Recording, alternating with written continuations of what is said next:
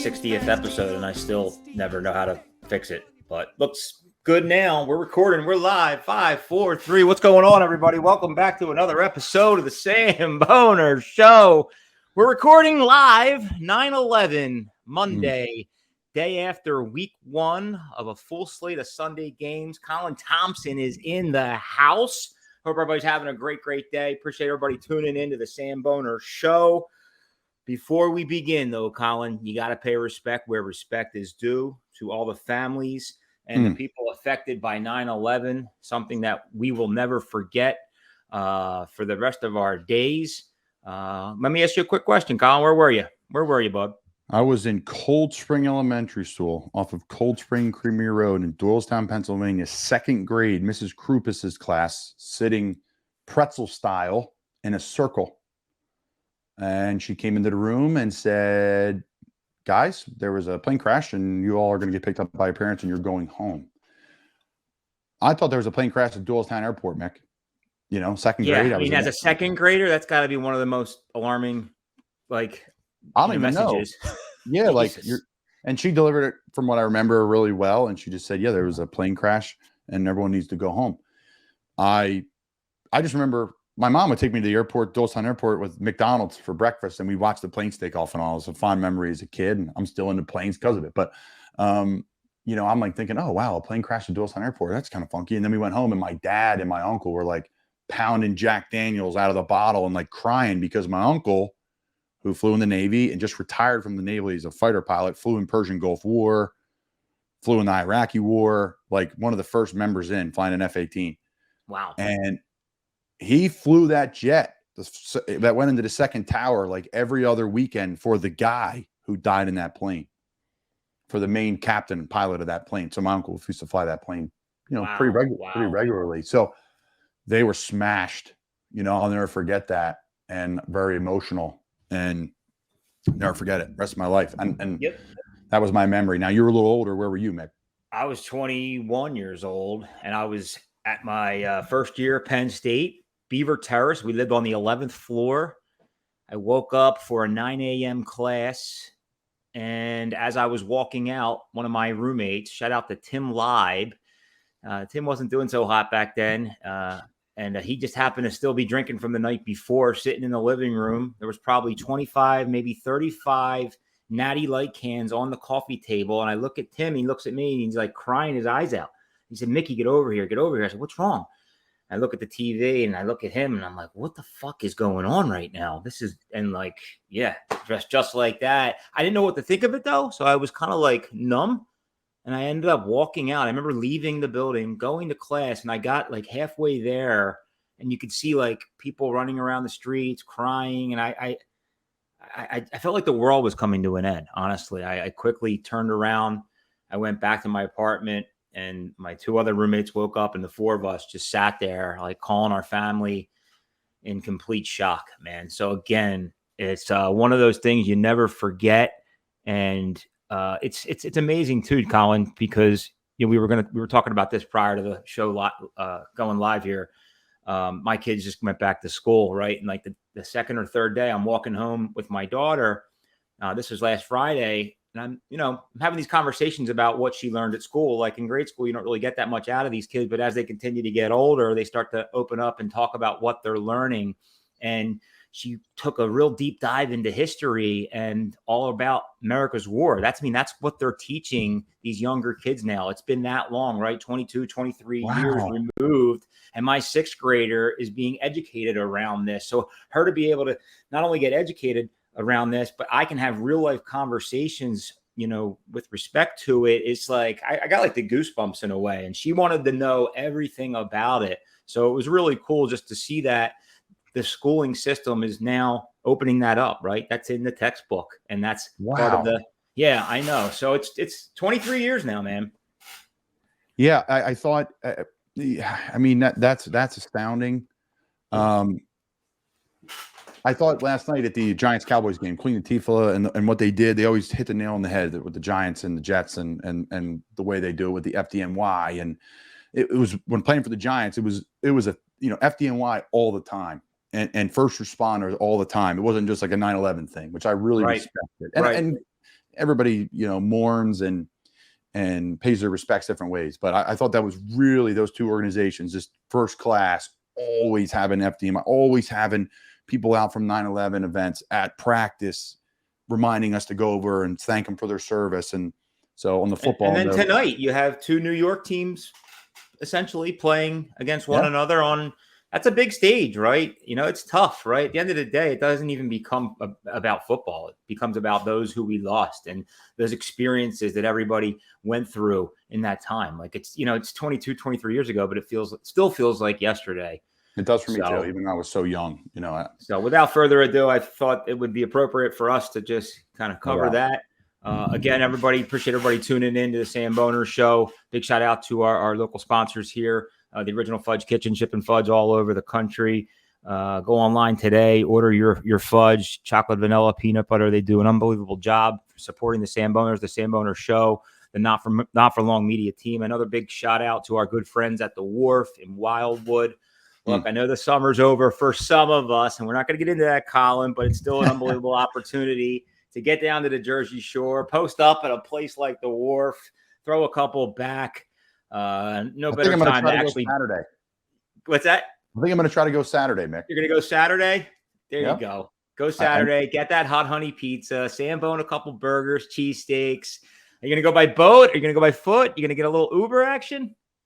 We'll see. That's a good question. All those things. I think it's going to be really windy. I think the hurricane implications, it's going to be like 75 and like 20, 30 mile an hour winds, which stinks. But I'm there for a wedding up in Avalon. So I'm going to be getting some fudge, Jersey Shore vibing, and then a little Wharf time too.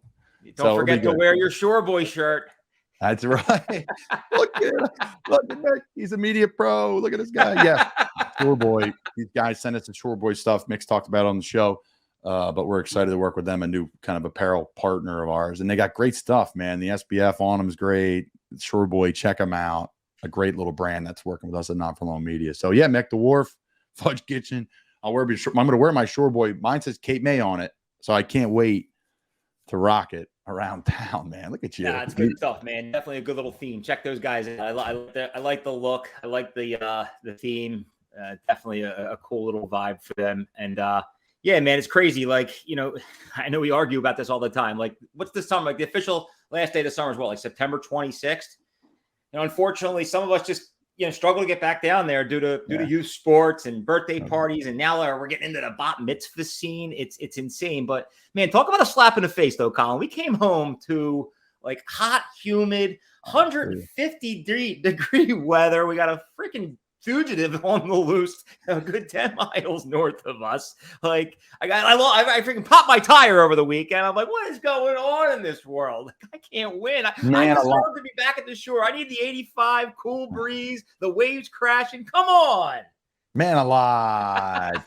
Yeah, I mean, that's tough. But for me to say, right, I don't have any kids, so I can go to the shore next weekend, right? But like I don't have, little Johnny and Becky playing soccer and, T-ball, hitting ball off the tee, and I get all that stuff, no doubt about it. I told you, I think I'm going to do the Trey Burton, man, be a selfish parent and go 6 months. Dude, I got to give a shout out to this is not an ad, people, but sure wish it was. I got to give a shout out to Sam's Club. It's always so Colin. I don't know if you caught. I had like a rant over the weekend. I posted about popping my tire. I completely lost my lid. I figured, you know what? If I'm gonna be sitting here sweating my goddamn nuts off in 150-degree weather, can barely get the car jacked up, I'm gonna do some content on the side. Why not? Right. So anyway, we finally get the tire fixed, and I head over to Sam's Club because I just bought 4 tires from Sam's Club. Sure enough, I get there. The tires are under warranty. The guy politely said, "Where's your car?" Pulled into the garage. Within 25 minutes, I got a brand new tire. I had $10 in Sam's Club cash to spare. My bill came to $10.11. And within 30 minutes, I'm back on the road in a brand new tire. And within those 25 minutes, I'm hitting all the little, little stands in Sam's Club. I got some roasted peanuts here. I got some grapes over here. I got some fake crab mean pear. I'm like, this is awesome, right? There's no better thing to do than, whatever. I was killing 30 minutes and I was having fun doing it. That is unbelievable story. Shout out to Sam's Club, future sponsor of the Samboner Show. Unreal. Future Seriously. sponsor. That's incredible. We have members down here too, and it's great. I love it. We go all the time. We also joined Costco too. Because my wife, she picked up the Delaware territory, and Costco's Delaware sells booze, like, beer and alcohol. And like, you can get this Kirkland vodka. Like, I don't drink a lot of booze, but more of a beer guy. But like, when you're going to go pick up a gallon of vodka, like, honestly, Kirkland, it's just like Tito's. You can get it for like $20 too. And it's a bigger bottle. It's clear vodka. I think Grey Goose makes it. It probably is Grey Goose. Last time I heard, their bourbon was a private label 1792. Interesting. You got to be careful, though, when you got the PA tags and you're in and out of those Delaware Total Wines and Costco's. But you want to save money, especially if you're going to have a party or you're going to host a bunch of people at your house for a game. You want to save money. You're going to go spend $500 on booze and alcohol. You go to Costco's Delaware. That's how you save money. Sam's Club and Costco, our two friends here. If you're looking to sponsor, you need a rotisserie chicken for $3. Yeah. No, dude, that's great. The food's good too. Dude, we load up at Sam's and Costco. Their stuff is awesome. It is, dude. Some of the pre-made stuff too that you can like pop in a microwave, like even for like meathead myself, you can get like these little steak fillets, just a little bite to eat of some good food. And yeah, like blueberries are like the size of my head there, so I love them. No, it's good. It's a good spot. Little plug for Sam's Club. We'll pull it for social media too. Why not? You're a venture. No, but dude, they do my daughter's glasses too, and they break every week. She takes them back. They like give her a new pair. They fix them right away. I'm like, dude, the support here is incredible. It's a well-oiled machine. I love it. Thank you for bringing that up. You just made my day. It's hysterical. Oh. How about the Birds, man? Nice win. I know. We got to recap the sports, man. Big weekend, dude. It's great, man. For as much as I complain about not being at the shore, like yesterday, it's a day where, some family, some friends, open door type of day where people could just come in. You want to come watch the game, you want to watch the first quarter, first half, whatever. Just having football on again does bring that family, community, camaraderie back. So there's no better time to be a football fan or a sports fan. But yeah, man, it was, you could see the rust, right? Birds, week 1, they came out firing, right? You're always talk about DeAndre Swift, always talk about Rashard Penny, and our lead tailback is Gainwell, and he started ripping it off left and right. He had a nice little first quarter, and then big play Slay had the big pick 6 to get us up 10-0. And then just like that, we're firing again on all cylinders over to Devontae Smith to make it a quick 17-0. And then Colin, it just was like flat, like dead, right? You could just see the rust starting to wear off. Now, look, I don't know if that's a combination, and you can chime in here too. Like I was a little upset to see Jalen Hurts not play a lot of preseason football. Like scrimmage, yeah. I mean, they're in there like Warriors getting it done, getting their reps in. But like there is something to be said a little bit about preseason action. And I think we saw that yesterday that, that in-game like stadium vibe versus just playing in practice or playing in scrimmage. Like you saw, like they were clueless out there, man. There was not a good game plan. There was not much of a strategy there. They hung on by the seat of their pants. Like honestly, at the end of the day, I thought they deserved to lose the game, but I'll let you take it away. Yeah. Jalen putting the ball on the ground at the end, right? Like, oh boy, that's like rule number 1 when you're in 4-minute situation there and they're trying to run the clock out. I love the play call. They're in 5 wide to start. I'm like, what are they doing? They throwing it? Right. Nope, he pucks it. And I'm like, oh, he's out. That's sweet. Yep. And then boom, man. So listen, I get it, right? My win's a win. They won the game. It was a close game. That's a good franchise. That's one of the best coaches in NFL history. They have some ball players on that team. They're not going to give up. Their defense is notoriously very good. So, right, rust versus rest versus is it really worth, if your quarterback even gets touched in one of these preseason games, is it really worth him playing? Like if he sprained his ankle in a preseason game, everybody would be going crazy in Philadelphia media. So to me, it's not worth it for them to play in the preseason games. They're professionals. They're okay. And everything's up for debate, right? Pat Mahomes played a lot in preseason, and sure enough, he lost in week 1. I'm not really sure. I'm not really sure, what the story is with a lot of these different quarterbacks or how much playing time they got in the preseason. But at the end of the day, that turned into a pretty boring football game, and you can tell that we are here. This is week 1, folks. We got some time to, the first 4 weeks in the NFL are always hit or miss. Tackling, and I think people understand is this. let's get back to real expectations of football. How amazing playoff football is. It takes a while to get there, right? This is an 18-week journey to that juncture. And then when you're in that ride of the playoffs, you buckle up, hold on, and it's so much fun, and the football is incredible. But it's week 1 of the NFL season. It's a long season. They're trying to take care of guys. But, yeah, I mean, listen, the Eagles are loaded roster. Them and the Niners, I mean, again, just the Niners are incredible in Pittsburgh. So that Niners game. Now, okay, we can talk about this week, too, before we move on, Mick. Vikings are coming to town in 3 days, which is crazy. It is crazy. It is crazy. I honest to God, I don't know how you guys do it. I don't think I've never been a big fan of Thursday Night Football. Now, granted, I'm the guy that's going to be on the couch watching, so it's something for me to do if I'm lucky. Honestly, a Thursday night anymore, they're tough, right? There's other priorities now in life, but at the same time, for an NFL warrior to get off the field Sunday and have to turn the clock 4 or 5 days and suit right back up and do that again, especially against a team like the Vikings. That's a tall task, man. But you know what? It's going to be the atmosphere there, Colin, on Thursday night is going to be absolutely electric. I did want to get out and start Samboning some tailgates. Unfortunately, it's back to school night, so I got to skip this week. But no, I'm fired up, man. Again, I wish my beloved Birds were not playing on Thursday. I look forward to the Sunday or Monday game, but it's and they're both Minnesota coming off a loss too. That's it's going to be a good one. It's going to be a good one. That team, I was with them obviously in training camp. They have some players now, and I love their offensive system. I'm a huge Kirk Cousins fan from the Netflix episode, and then I got to see him every day for a month, and he's just as cool as they get. But they have some pieces now, and their defense, they run a lot of cover zero, so they're bringing a lot of pressure, or it looks like they're bringing a ton of pressure, and they drop people out.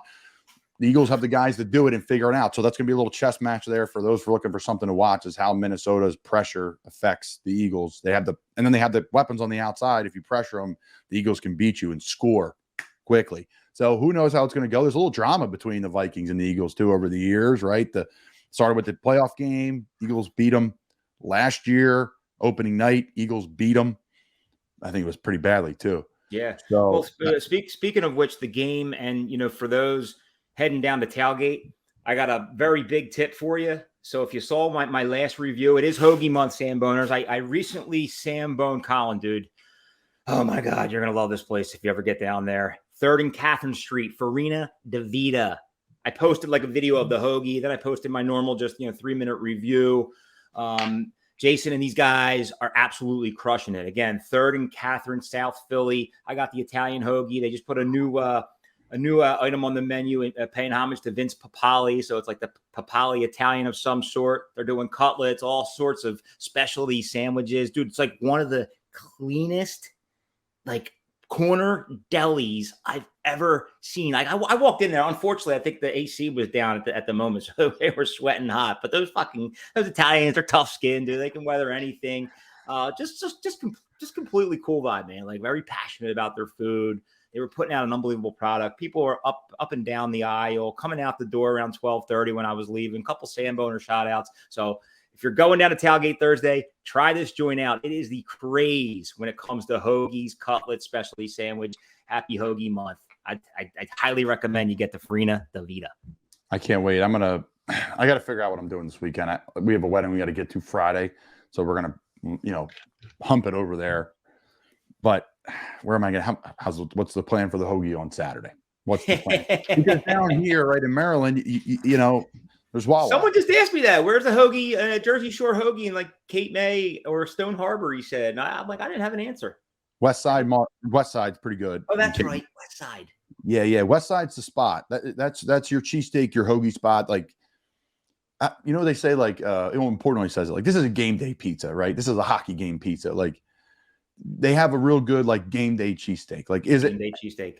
Is it like remotely close to like these big ones in the city? No, but it's a good local pizza joint cheesesteak that you would drive to 5 minutes down your road. That's like the different categories for me. They're like in the 8s. Of course, you know me, I'm friendly with my scores. Who did I give a 9 the other day? It was really good though. Where'd I go? What was I doing? The bagel. Oh my God.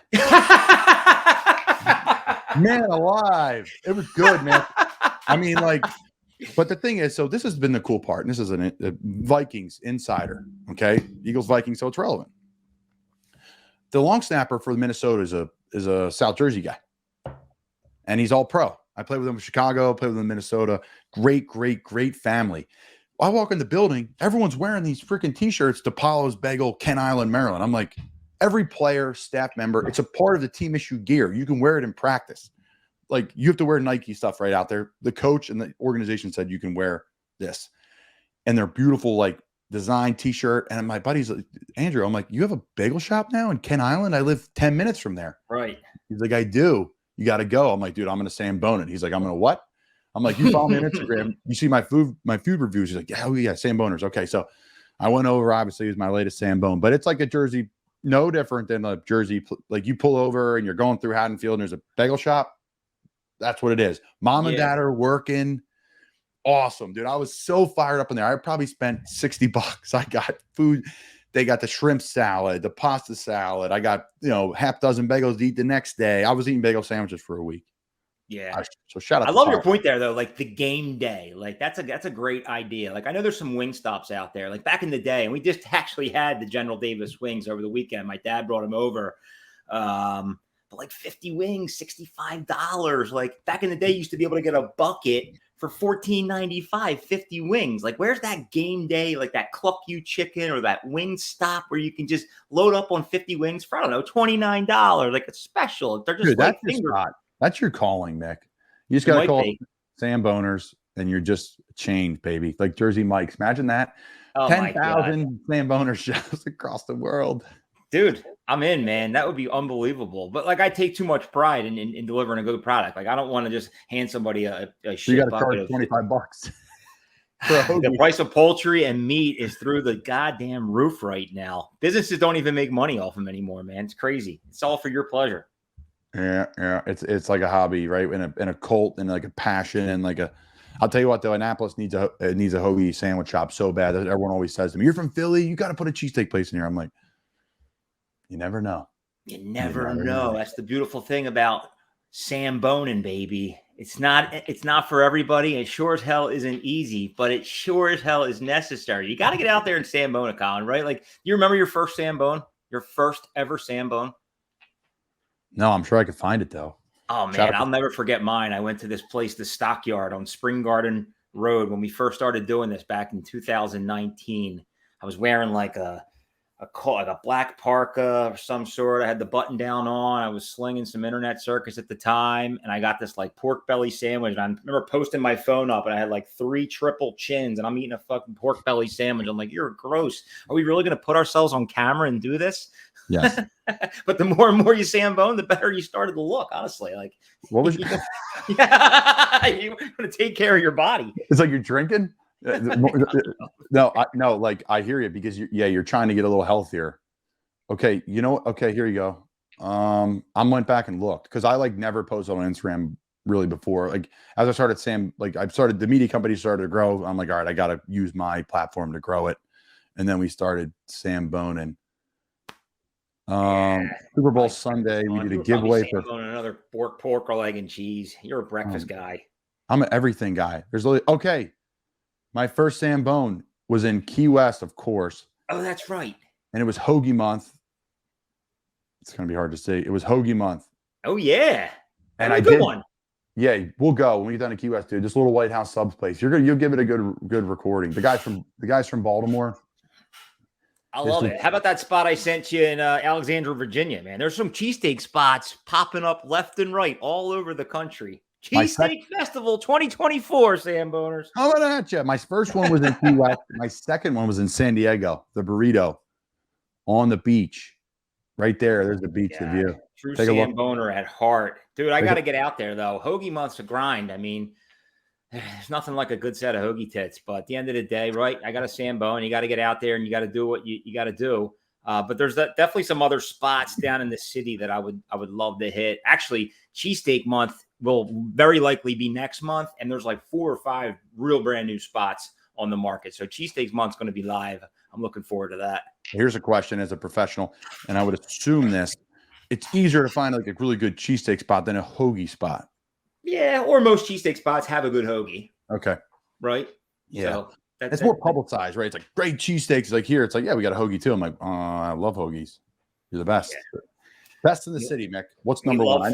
We love food. But yeah, man, over the weekend was fun. We had a action-packed. Youth sports are in high gear. My 7-year-old, she's playing for Norway. They took down Jamaica 4-3 in a real true barn burner. My 11-year-old came up short 4-3. And then my son turned 13. He's going to be gearing up here soon for some football and some baseball. Good to see the PSU was rocking and rolling over the weekend. They took on Delaware, rocked their house. What was that, like 63-7? I'm not a huge Penn State fan, dude. Like everybody thinks just because I went to Penn State, I'm a huge Penn State football fan, but I do support them, right? That's my team, right? I don't root for Maryland. I don't root for Rutgers. I don't root for any other local team. I root for Penn State, but do I follow them religiously? No. That dude Drew Alar, though, I will say, the quarterback, like he looks good, man. He really does. He was like 23 for 25 over the weekend. Yeah, I mean they're playing guys. That's the talent. Penn State's like up for the national championship, and they're playing a D1 AA team. It's Cupcake U. I agree. Yeah. And Delaware's a good program. They do for D1 AA. Very good, very strong, beautiful. Who was the guy that played for Delaware? Joe Flacco. What? Joe Flacco. That's right. Joe Flacco. I played with a bunch of Delaware guys over the years. There's a good amount of them in the league. Every team has, not every team, but you're going to bump it. Troy Reeder I played with this year in Minnesota. He's out in L.A. He got cut at training camp in L.A., signed him right away. He's a stud. He played in L.A., won a Super Bowl there. And then this guy, Bilal Nichols, is a really good player, good D lineman. They have some guys. They have guys that fall through the cracks, they end up going down there. But they have a really good facility. Do you follow anybody college-wise? Yeah, I mean, I think, as you know, I follow Nebraska, right, because of Coach Rule, Patton, all those guys. Sure. The cool thing is all my friends that I played with that were just like, they're my buddies. Now they're all coaching. So one of my best friends at William & Mary, I follow them. I'm good friends with Pat Kraft from Cape May and Penn State. Temple, he was our AD. I follow Penn State because of him. Great dude, man. Met him at the Seaview. Great guy. Yep, you met Pat. So how much I want to hate Penn State as a Temple alum and played them and had some really good battles over the years. I find it hard not to root for them now. Rutgers, my good friend from Wood, Matt Walp, the former Wood coach, he's at Rutgers now. So Colin O'Sullivan's also at Rutgers. He was the head quarterback, varsity quarterback for Upper Dublin. Yeah, so there you go. Like that's the cool part about college football. Is you get to follow all these guys. Agreed. I say this again, Samboner. If you have an opportunity to go to an SEC football game, you gotta go. You gotta go. We were talking about just fandom. Like if Mick was born in like Louisiana, dude, like because you're such a fan of like you'd be such an LSU like crazy. It gets dude, someone just sent me a picture of Samboner from Auburn University, man. So it's likely.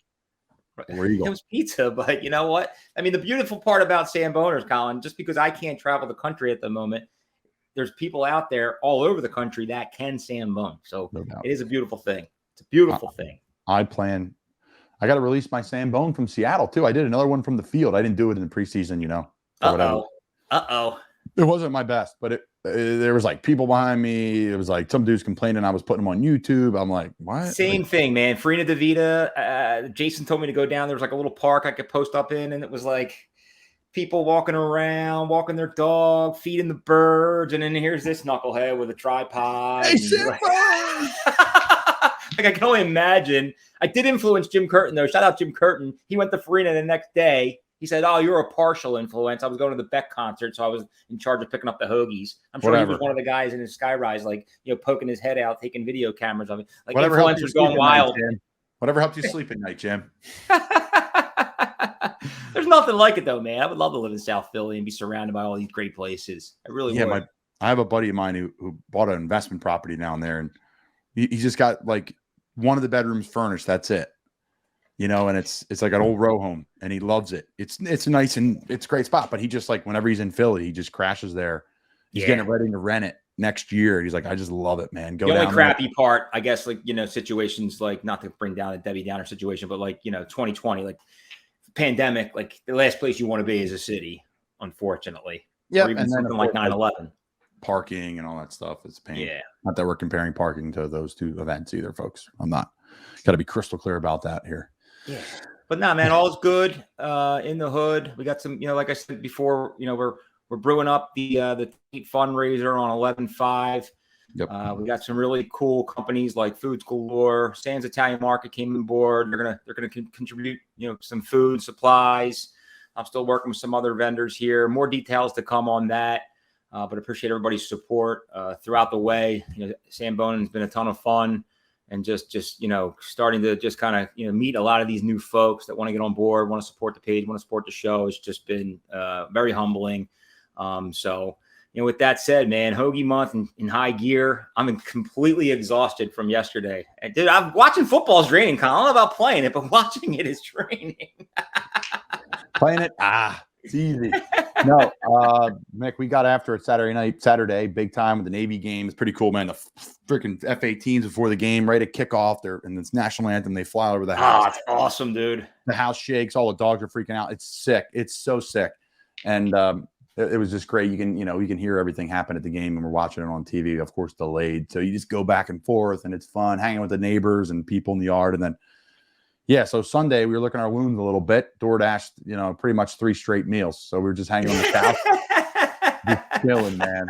My wife and I train a lot. She works out a lot too. So 1 day a week we just blow it out. There you go.